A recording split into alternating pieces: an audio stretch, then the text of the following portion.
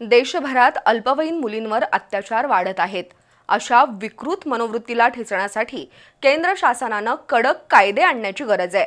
बलात्कारी नराधमांना भर चौकात फाशी देण्याचा कायदा अंमलात आणावा अशी मागणी अखिल भारतीय हिंदू महासभेकडून करण्यात आली आहे। त्यासाठी कोल्हापुरातील छत्रपती शिवाजी महाराज चौकात जोरदार निदर्शनं करण्यात आली।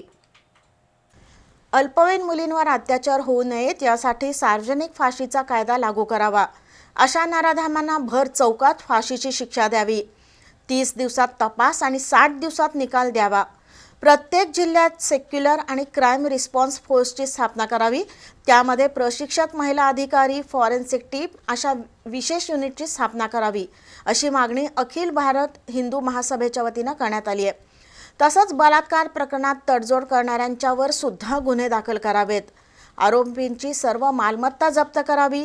पोलीस तपासात विलंब करणाऱ्यांचं निलंबन व्हावं। प्रकरण दडपण्याचा प्रयत्न करणाऱ्यांवरही गुन्हे दाखल करावेत। आरोपीचं नाव, चेहरा आणि त्याचा गुन्हा लोकांसमोर आणावा अशी ठाम भूमिका हिंदू महासभेनं घेतली आहे। त्यासाठी आज कोल्हापुरातील छत्रपती शिवाजी महाराज चौकात निदर्शनं करण्यात आली।